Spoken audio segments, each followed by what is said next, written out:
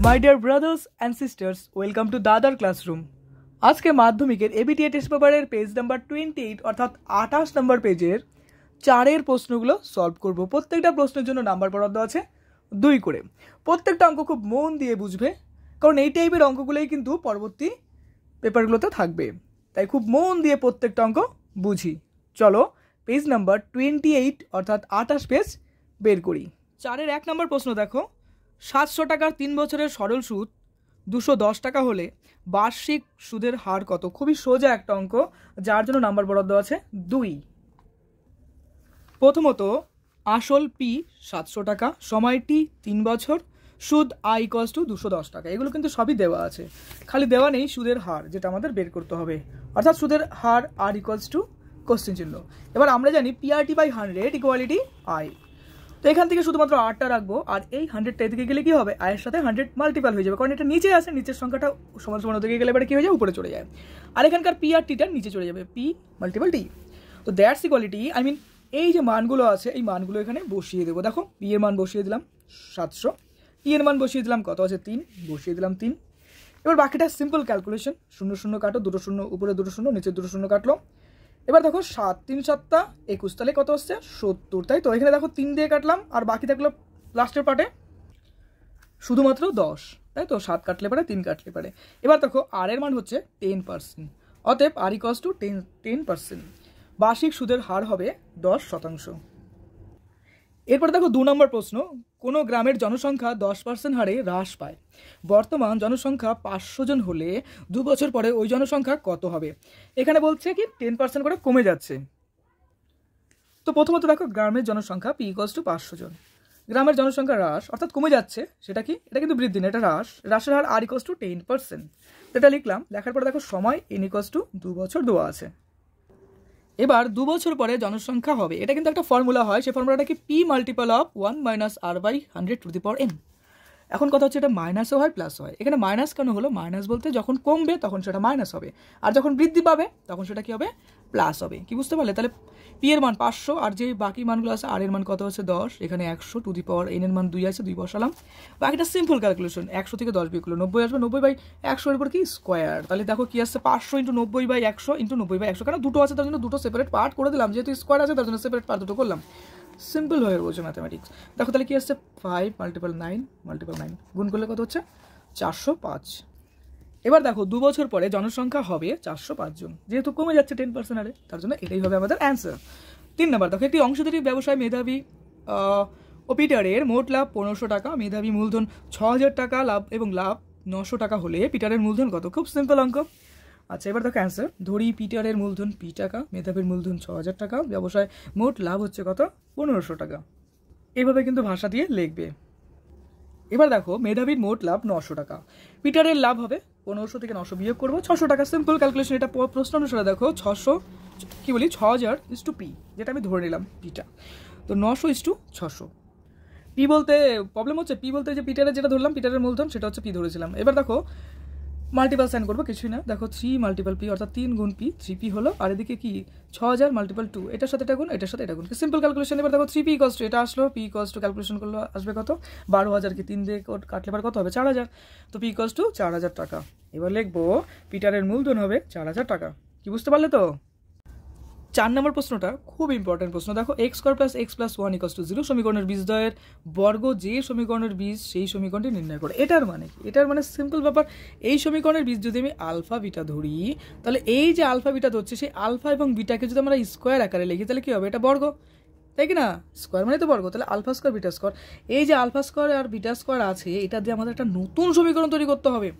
তো দেখো যে কোনো একটা দ্বিঘাত সমীকরণের স্ট্যান্ডার্ড রূপটা কি হয়, ax স্কোয়ার প্লাস bx, তাই তো, প্লাস c ইকুয়ালস টু 0। তাহলে আলফা প্লাস বিটা অর্থাৎ সমীকরণের বীজদ্বয়ের যোগফল, সেই বীজদ্বয়ের যোগফলটা কি হয়, এই যে পার্টটা আছে চিন্তা করো, এটা বাই এটা। তার মানে কি হচ্ছে, তার মানে আলফা প্লাস বিটা হচ্ছে কি এই যে পার্টটা অর্থাৎ b বাই a, সেটাই আমরা লিখবো alpha plus beta equals to minus b by a। বুঝতে পারলে? এবার দেখো এই মানটা এখান থেকে কি আসবে, এখানে তো কিছু নেই, b মানে তো 1, তাই না? তাহলে এখানে লিখবো 1, আর এই মানেও তো 1, তাহলে কি লিখবো 1/1, তো মাইনাস 1 হলো।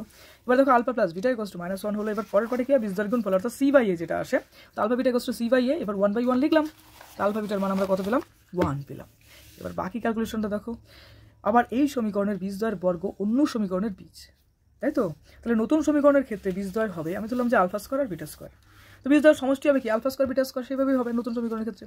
এবার এটা আমরা একটা ফর্মুলা করবো, alpha plus beta whole square minus 2 alpha beta plus 7 কে 8 এর হয়তো ফর্মুলা এটা সম্ভবত। তো আলফা বিটা এই মানটা কত দেওয়া আছে দেখো, এটা মানটা দেওয়া আছে এখানে 1, তাই না? তো এই মানটা এখানে বসালাম -1 এর স্কয়ার, আর এদিকে 2 ডট আলফা বিটার মান কত আছে 1, তো সেই মানটা এখানে বসালাম। তাহলে কি হচ্ছে এখানে 1 - 2, তাই তো? বিয়োগ করলে কত হচ্ছে -1, তাহলে alpha square plus beta square কত আসছে -1। ভালো করে লক্ষ্য করো, এই পার্টটা আছে, ভালো করে লক্ষ্য করো, খেয়াল করো, খুব সোজা। এবার দেখো বীজদ্বয়ের গুণফল আলফা স্কয়ার বিটা স্কয়ারটা কি হবে 1, যেহেতু আলফা বিটার মান 1 আছে তাই 1 এর স্কয়ার হবে, তো আলফা স্কয়ার বিটা স্কয়ার মান হলো 1। নতুন সমীকরণটি হবে কি হবে দেখো, x square minus alpha square plus beta square into x plus alpha square beta square, তাই কি না? এবার দেখো মানগুলো বসালাম, x স্কয়ার মাইনাস এই যে এই পার্টটা সেই পার্টের ক্ষেত্রে কি পুরো -1 লিখবো dot x plus 1 equals to 0। তাহলে x square plus x plus 1 equals to 0, which is the required equation.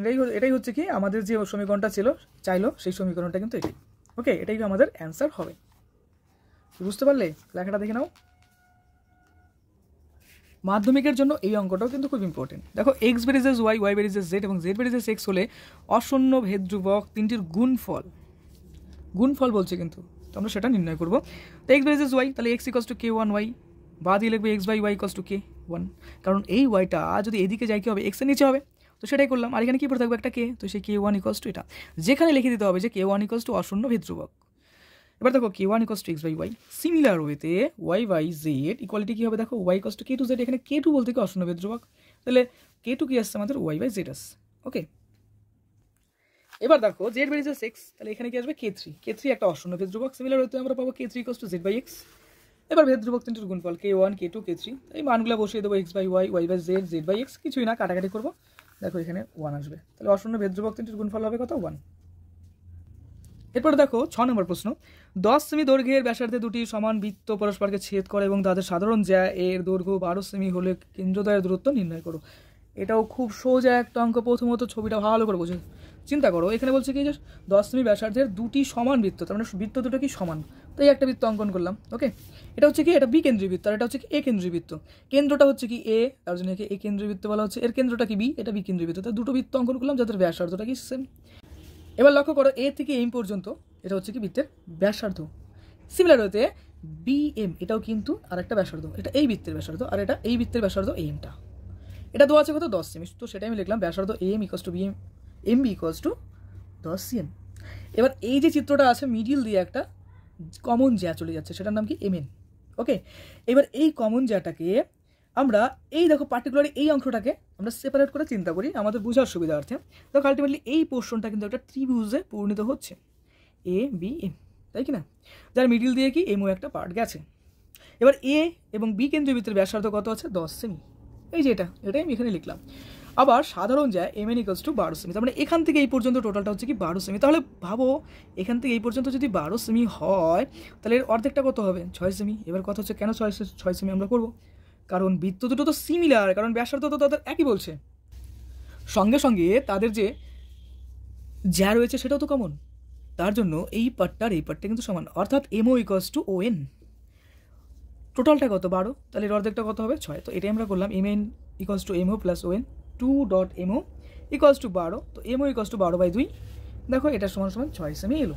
খুব সোজা করে বোঝো, কেন্দ্রদ্বয়ের দূরত্ব এ বি, এ এবং বি এই ডিস্টেন্সটা আমাদের বের করতে হবে, এখান থেকে এই পর্যন্ত ডিস্টেন্সটা আমাদের বের করতে হবে। তো আবার এও ইকুয়ালস টু এবি বাই 2, কন্ডিশনে তো বোঝা যাচ্ছে কারণ এটা তো মিডিল বরাবর গেছে না, তাহলে এটা আর এটা এই দুটো পার্ট মিলে তো এবি, তার জন্য এখানে সেপারেট হলো কি, অর্থাৎ এও ইকুয়ালস টু এবি বাই 2। এবার দেখো AO equals to root over of M square minus M square, simple, এখান থেকে বোঝো। দেখো এমওটা কি, অবশ্যই লম্বর মতো মনে হচ্ছে, এমটা কি, এটা অবশ্যই অতিভুজের মতো মনে হচ্ছে, আর এওটা কি, অবশ্যই ভূমির মতো মনে হচ্ছে। বুঝতে পারছো, ত্রিকোণমিতি তো করেছো এই টাইপের। তো সেই ফর্মুলায় আমরা লিখলাম M square minus M square equals to, এখানে মানগুলো বসিয়ে দেবো 10 স্কোয়ার 6 স্কোয়ার, এখানে প্রত্যেকটা মান সেপারেটলি বসানো আছে। দেখো 100 মাইনাস 36 ইকুয়ালস টু কি আসছে 64, এটা 64কে রিডিউস করলে কত হবে 8 8 64, মানে 8 সেমি। এবার দেখো এ ইকুয়ালস টু 8 সেমি, তার মানে কি বোঝাচ্ছে যে এখান থেকে এই পর্যন্ত হচ্ছে 8 সেমি, তাই তো? তাহলে এরকম দুটা পার্ট নিয়ে তো তৈরি, তাহলে 8 দুগুণে কত 16, এটাই করলাম। দেখো এ ইকুয়ালস টু 8 সেমি, অর্থাৎ এ ইকুয়ালস টু এ 2 ইন্টু এও 8 into 2 equals to 16 semi, answer. বুঝতে পারলে? 7 নম্বর প্রশ্নটা দেখো, এবিসি ত্রিভুজের পরিকেন্দ্র ও যদি বিএসি ইকুয়াল টু 85 ডিগ্রি হয়, বিসি ইকুয়াল টু 75 ডিগ্রি হয়, তাহলে এওসি এর মান কত হবে? এবিসি এটার কেন্দ্রটা হচ্ছে ও, পরিকেন্দ্র। এবিসি ত্রিভুজ তার চারিদিকে এরকম একটা বৃত্তের মতো অঙ্ক করলাম। তোমরা সম্পাদ্যতে কিন্তু এই টাইপের ছবি অনেক আঁকছো, তাই কি না? তো ওটা হচ্ছে কেন্দ্র, এবিসি আঁকলাম, ড্র করলাম, তার বাইরের দিকে কী হলো, এরকম একটা বৃত্ত অঙ্কন করলাম। তো BAC equal to 85 degree, BC equal to 75 degree দেওয়া আছে, এগুলো লিখলাম আমি এখানে। তো দেখো এবিসি একটা ত্রিভুজের টোটাল কোণ কত হয়? 180। তার থেকে মাইনাস হবে, দেখো এবিসি মানে কি? এবিসি বলতে এ বি সি, ছবিটা সুন্দর করে বোঝো, এ বি সি মানে এই কোণটা, তাই কি না? তো এই কোণের মান দেওয়া আছে, তো লিখে দিলাম। সি কোণ এই কোণ মান দেওয়া আছে, তো এটা লিখলাম 85 75। বিয়োগ করবো আমরা এটা, দেখো 180 মাইনাস 160 কত আসছে? 20 ডিগ্রি, অর্থাৎ 20 ডিগ্রি আসছে। তো এবিসি ইকুয়ালস টু 20 ডিগ্রি হলো। আবার দেখো এই কোণটা আর এই কোণের মধ্যে একটা সম্পর্ক আছে, সেটা কি? 20 বৃত্তস্থ কোণ ইকুয়ালস টু কেন্দ্রস্থ কোণ। এবার দেখো 2 into ABC equals to AOC, 2 into 20 equals to কি আসছে? এওসি 40, এই মানটা এটা ইকুয়ালস টু এওসি, অর্থাৎ এওসি ইকুয়ালস টু 40 ডিগ্রি। এটাই আমাদের উত্তর। এরপর দেখো 8 নম্বর প্রশ্ন, এবিসি এর বিসি বাহুর সমান্তরাল সরলরেখা এবি ও এসিকে যথাক্রমে পি ও কিউ বিন্দুতে ছেদ করেছে। যদি এপি কষ্ট 4 সেমি, কিউসি 9 সেমি এবং পিবি কষ্ট এ কিউ হয়, তাহলে পিবি এর দৈর্ঘ্য কত সেটা নির্ণয় করতে হবে। প্রথমত দেখো পিবি কষ্ট এ কিউ দেওয়া আছে, এপি কষ্ট 4 সেমি, কিউসি কষ্ট 9 সেমি এবং পিবির মানটা আমাদের নির্ণয় করতে হবে। তো প্রথমত ছবি এভাবে ড্র করবো, এবিসি ত্রিভুজ, পিকিউ হচ্ছে মিডিল বরাবর গেছে এবং সেখানে কন্ডিশনটা কি? এই পিকিউটা কি বিসির সঙ্গে কি হচ্ছে? সমান্তরাল একটা কন্ডিশন আছে এবং তার সঙ্গে আরেকটা কন্ডিশন আছে, সেটা হচ্ছে এই দেখো পিবি, অর্থাৎ এই যে পিবি এই যে রেখাটা, এটা কি? এটার সঙ্গে কিন্তু একিউ এর সঙ্গে সমান। ভালো করে চিন্তা করো, একিউ এর সাথে কিন্তু সমান। এই যে পিবি এই রেখাটা একিউ এর সঙ্গে কিন্তু সমান, মানে এখান থেকে এই পর্যন্ত এটার সাথে কিন্তু ইকুয়াল হচ্ছে। তো সেই কন্ডিশনটা আমরা লিখলাম। তো এখন দেখো এই দুটো কন্ডিশন যদি থাকে, সমান্তরাল এবং সমানের ব্যাপারটা, তখন কিন্তু তাদের মধ্যে একটা সম্পর্ক আছে, সেটাকে কি বলে? সদৃশ বলে, যে চিহ্নটা এরকম, অর্থাৎ এবিসি সদৃশ এপি কিউ। তো সেটাই আমরা লিখলাম। আর যখনই আমরা এটা লিখবো, সঙ্গে সঙ্গে কি আমরা এরকম একটা সম্পর্ক পেতে পারি, অর্থাৎ AP by PB equals to AQ by QC. তাহলে দেখো এপির মান কত? 4, আর পিবির মান, পিবি তো এখানে লিখলাম, এদিকে পিবি বাই 9। এবার দেখো পিবি স্কোয়ার, এদিকে দেখো 4 আর 9 গুণ করলে কত আসবে? 4 নং 36, অর্থাৎ 6 6 36। বা এইভাবে করতে পারি যে 2 এর স্কোয়ার আর 3 এর স্কোয়ার, তো এটাকে কি পিবি এই যে রুট ওভারটার মধ্যে যদি নিয়ে যায়, অর্থাৎ স্কোয়ারটাকে যদি উঠিয়ে দিতে, তাহলে কি হবে? রুট ওভার মধ্যে চলে আসবে, তাই না? তাহলে এখান থেকে একটা 2, এখান থেকে 3 আসবে, এখানে আসবে 6, অর্থাৎ 6 সেমি। পিবি এর দৈর্ঘ্য হবে 6 সেমি। খুবই সিম্পল একটা ম্যাথমেটিক্স ছিল এটা। এরপরে দেখো 9 নম্বর প্রশ্ন, ও কেন্দ্রীয় বৃত্তে পি কিউ পি আর দুটি জ্যা কিউ এবং আর বিন্দুতে অঙ্কিত স্পর্শকদ্বয় পরস্পর এস বিন্দুতে ছেদ করে, কিউএস আর 70 ডিগ্রি, কিউপিআর ইকুয়ালস টু কত আমাদের নির্ণয় করতে হবে। তো দেখো এই ক্ষেত্রে ছবিটা এটা হবে, এইভাবে আমাদের অ্যাকচুয়ালি সলভ করতে হবে। তো দেখো প্রথমত এই যে বিন্দুটা আছে, অর্থাৎ আর পি কিউ, এটা আমাদের নির্ণয় করতে হবে। এখানে এসটা হচ্ছে এরকম 70 ডিগ্রি আর ওটা হচ্ছে কেন্দ্র। এবার দেখো পি কিউ জ্যা, পি আর জ্যা, এটা আমি লিখলাম। আমাদের ডিমান্ডিং কিউপিআর সেটা কত বের করতে হবে। তো প্রথমত এস আর ইকুয়ালিটি ও আর এস, তাই তো? দেখো এস আর কি? এস আর ও, তাই না? তার মানে এই কোণটা, এটাকে আমরা রিপ্রেজেন্ট করতে পারি এইভাবে, ও আর এস, অর্থাৎ এখান থেকে এই পর্যন্ত এটাও রিপ্রেজেন্ট করতে পারি, অর্থাৎ এই অ্যাঙ্গেলটাকে বা এইভাবে এটা লিখলেই হলো 90 ডিগ্রি। এবার দেখো ও কিউ এস, এটাও 90 ডিগ্রি। কেন? এই কোণটা তো 90 ডিগ্রি হয়, যেহেতু কিউ এস আর ও চতুর্ভুজ, তার মানে কিউ এস আর ও এটা একটা চতুর্ভুজ। তাহলে এর টোটাল কোণের সমষ্টিটা কত হবে? 4টে কোণের সমষ্টি কত হবে? 360 ডিগ্রি। তো সেটাই আমি এখানে লিখলাম, এই কোণগুলো সেপারেট করে লিখলাম 360 ডিগ্রি। এবার কোণের মানগুলো কিছু যেগুলোর মান দেওয়া আছে সেগুলো বসিয়ে দিলাম। দেওয়ার পরে আর ও কিউ এটা কি আসবে? 360, আর এই যে পার্টগুলো আছে এটা এদিকে নিয়ে আসলে মাইনাস হবে, বিয়োগ করবো 250, বিয়োগ করলে কত হচ্ছে? 110। আবার Q P R equals to half of R O Q. তার মানে কি? দেখো কিউ পি আর, ভালো করে বোঝো, কিউ পি আর অর্থাৎ এই কোণটা এবং আর ও কিউ কোণটা, দেখো আর ও কিউ এই দুটোর মধ্যে সম্পর্ক কি? অর্থাৎ এই কোণটার এই কোণটার মধ্যে যে সম্পর্কটা আছে সেই সম্পর্কটা, অর্থাৎ এইটা আর এটার মধ্যে যে সম্পর্কটা আছে সেটা কি? হাফ। বৃত্তস্থ কোণ, কেন্দ্রস্থ কোণ, সেই সম্পর্কটা উপপাদ্য থিওরাম অনুসারে। দেখো এক্ষেত্রে Q P R equals to half of R O Q. তাহলে 110 ডিভাইডেড বাই 2, যে মানটা আছে সেই মানটা বসালাম, তো সমান 55 ডিগ্রি আমাদের আসছে। এটাই হচ্ছে কি আমাদের উত্তর। এরপরে দেখো 10 নম্বর, একটি ঘনকের প্রত্যেক ধারের দৈর্ঘ্য দ্বিগুণ করা হলে ঘনকটির সমগ্র তলের ক্ষেত্রফল শতকরা কত বৃদ্ধি পাবে সেটা নির্ণয় করতে হবে। ধরি ঘনকের বাহু এ, ঘনকের সমগ্রতলের ক্ষেত্রফল 6a² বর্গ একক। আবার ধারের দৈর্ঘ্য দ্বিগুণ অর্থাৎ 2a হলে পারে, দ্বিগুণ মানে কি 2a হবে, এ আগে ছিল a এখন হবে কি 2a হলে পারে ঘনকের সমগ্রতলের ক্ষেত্রফল কি হবে 6 ইন্টু ধার অর্থাৎ এক্ষেত্রে 2a স্কোয়ার, 2 × 4, তাই তো। এবার দেখো 424 লিখলাম, ক্ষেত্রফল বৃদ্ধি পায় কত 24a², আগে কত ছিল 6a, বিয়োগ করলাম তাহলে 18a², এটা কি স্কোয়ার ইউনিট বা বর্গ একক।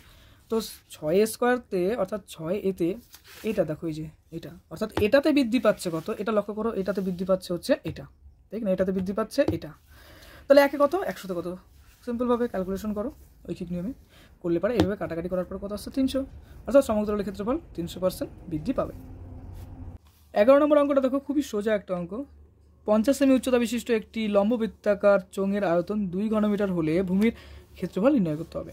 লম্ববৃত্তাকার চোঙের আয়তন πr²h, এক্ষেত্রে h = 50 সেমি। এবার 50 সেমিটাকে মিটারে করবো, কেন, কারণ এখানে কি বলছে দেখো ঘনমিটার আছে, তাই কি না, তাহলে উচ্চতা সেমি থাকলেও ঘনমিটারে কি আছে আয়তন, তো আমাদের সুবিধার্থে মিটারেই করতে হবে। তাহলে মিটারে করতে গেলে পরে কী করতে হবে 100 দিয়ে ডিভাইড করতে হবে, তো 1/2 মিটার আসছে, কারণ 50/100কে কাটাকাটি করলে 1/2 আসছে। এবার দেখো আবার দেওয়া আছে বলতে কন্ডিশন, এখানে 2, এটা কি আয়তন, তো আয়তন কি πr²h, এটা = 2 আছে। এবার দেখো এই এইচটা কী হবে, এদিকে আসলে 1 অর্থাৎ 2/h হয়ে যাচ্ছে, এদিকে গেলে পরে কী হবে নিচে চলে যাবে, নিচেই করলাম, তো πr² = 2/, এবার এইচের মানটা কত দেওয়া আছে দেখো 1/2, তো 1/2 এখানে লিখলাম, অর্থাৎ 2/1/2, তাহলে এই নিচের 2টা একদম উপরে চলে যাবে, তো 2 × 2 দ্যাট ইজ 4 বর্গমিটার, তাহলে πr² = 4 বর্গমিটার। এবার ভূমির ক্ষেত্রফলের ফর্মুলাটা কী হয়, πr² হয়, তাহলে ভূমির ক্ষেত্রফল = 4 বর্গমিটার, সিম্পল। এবার দেখো পরের প্রশ্ন 12 নম্বর, একটা গোলকের আয়তন 32/3 পাই ঘন সেমি হলে গোলকের ব্যাস নির্ণয় করো। ধরি গোলকের ব্যাসার্ধ 8 সেমি, গোলকের আয়তন 4/3 πr3, প্রশ্ন অনুসারে 4/3 πr3 = এটা, এই পার্টটা যেটা দেওয়া আছে কোশ্চেনে দেখো, এই যে লিখলাম এখানে। এবার সিম্পল ক্যালকুলেশন দেখো, এই পার্টটা এই যে 4/3 এদিকে নিয়ে এলাম, তাহলে কী হবে 3টা উপরে আর 4টা নিচে, আর এই পাইটা নিচে গেল, তো কাটাকাটি করার পরে আমাদের শুধুমাত্র 8 পড়ে থাকবে, সেই 8টা লিখলাম, 8 মানে কি 2/3, তো r = 2, অর্থাৎ গোলকের ব্যাস 2r বলতে 2 × 2 = 4 সেমি, এটাই আমাদের উত্তর।